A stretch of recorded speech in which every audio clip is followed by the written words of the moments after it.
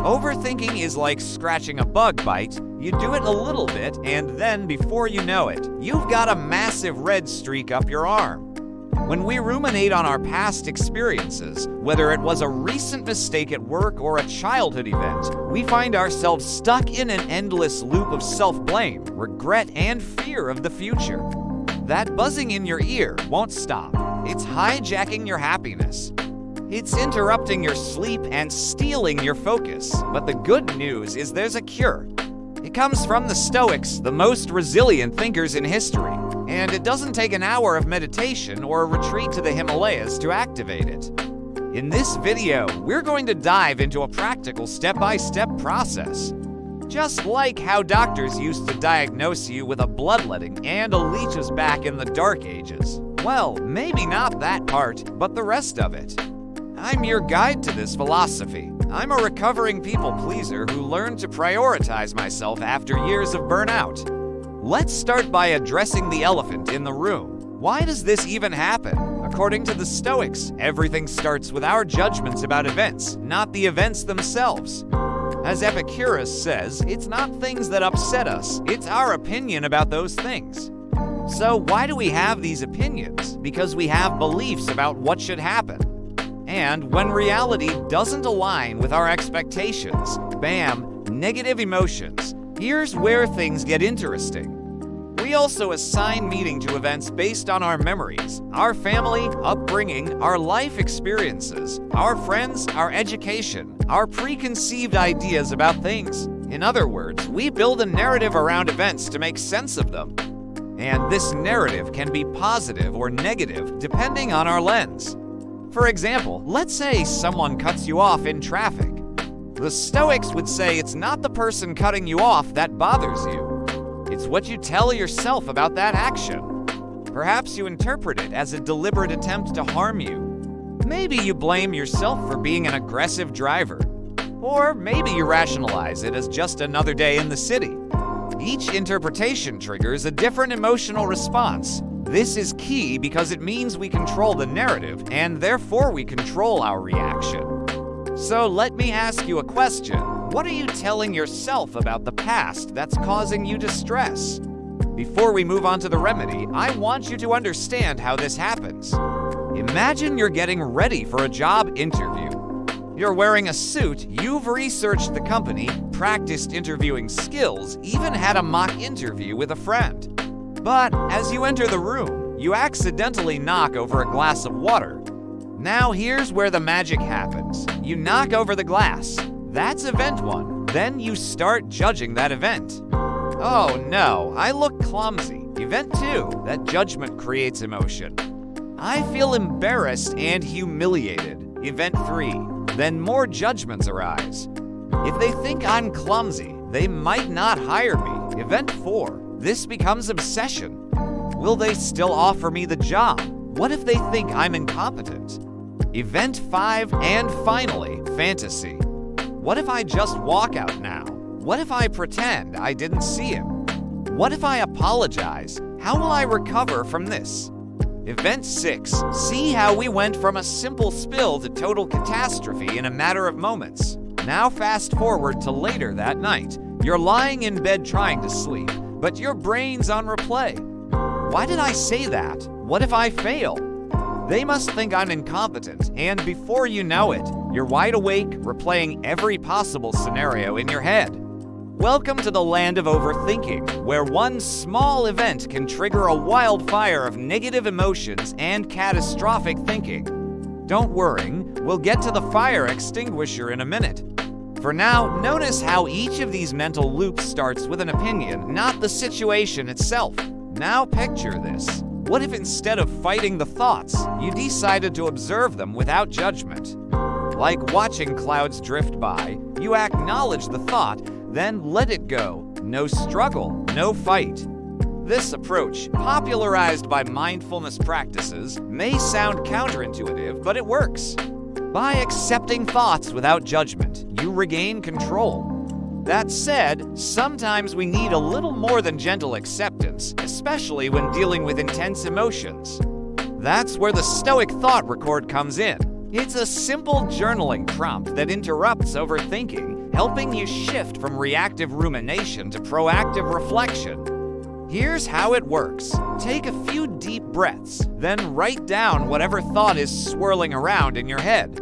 It might sound silly, but writing it out helps capture the thought objectively. Next, ask yourself for questions. Question 1. Is this thought true? If not, gently remind yourself. Fact, I am not always thinking negatively about myself. I'm just doing it right now. If it is true, ask yourself, does this thought help me? If it doesn't, try reframing it positively. I'm nervous, so I made a mistake. I'm grateful I'm passionate enough to care about this. If it does, then just let the thought be. Now, you don't need to journal every time a thought pops up. It's more about training your mind.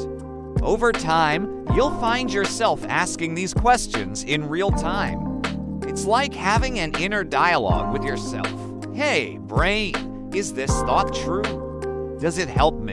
No, let's reframe it. By practicing this, you'll soon realize that most of our negative thoughts aren't true or helpful. They're just noise. Next, let's talk about the power of premeditations. Did you know that Marcus Aurelius, the famous Roman emperor and philosopher, kept a daily journal, not to record events, but to prepare himself mentally for any situation he might face? He understood the importance of being prepared for life's ups and downs, and he knew that his journal was a powerful tool to do so. So what did he write in his journal? He wrote about potential challenges, writing out difficult conversations he might have, practicing responses in his head, and preparing for unexpected events. By doing so, he was able to strengthen his mind and become more resilient in the face of adversity. But it wasn't just about preparing for negative events. Marcus also used his journal to celebrate his victories, big and small, to appreciate the beauty around him and to reflect on the lessons he'd learned throughout his life. In fact, his journal entries contain some of the most profound insights on life, happiness, and the human condition that have stood the test of time. So, how can you use premeditations to improve your own life? Well, you can start by setting aside time each day to reflect on your experiences, both positive and negative. Ask yourself questions like, what did I learn today? How can I apply it tomorrow? What am I grateful for? By taking the time to reflect on your experiences, you'll be better equipped to handle whatever life throws your way. Plus, you'll feel more grateful for the journey and less bothered by the bumps along the road. So pick up a journal and start writing. You never know what insights you might discover about yourself and the world around you. You're probably thinking, great, Seneca. But what about right now? How do I stop overthinking right now? Ah, my eager pupil, I have just the thing for you. A quick Stoic exercise to calm your busy mind. Ready? Here's all you need to do. Step 1, find a quiet place. Even if it's just for a few minutes, escape the chaos, even mentally. Step 2, close your eyes and take a few deep breaths. Inhale deeply, then exhale slowly. This calms your nervous system. Step 3, visualize a peaceful scene, a beach, a forest, a calm lake. Imagine the details, the sights, sounds, smells. Step 4, focus on your breath. If your mind wanders, gently bring it back to the present moment. Step 5, when you're ready, open your eyes. You may not instantly enter the Jedi state of inner peace, but you'll be calmer and more focused. And remember, practice makes perfect. The more you use this technique, the better you'll become at quieting your mind in any situation. Now, I know you're probably worried that your overthinking will steal your productivity. You might think, if I spend too much time on these exercises, I'll never get anything done. But trust me, it's worth it. When you take the time to invest in your mental health, you'll find that your productivity actually increases. You'll be able to focus better, work more efficiently, and accomplish more than ever before. So give it a try. Start by setting aside just a few minutes each day to work on your mental health. You may be surprised at the positive impact it has on your overall productivity. And if you're curious about the link between Stoic philosophy and productivity, make sure to check out our other videos on the subject. You'll learn practical tips and techniques from some of the most successful people in history. So don't wait. Invest in yourself today and watch your productivity soar.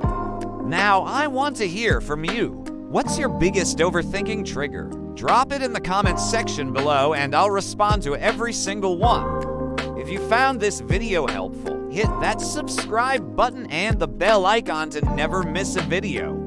Till next time.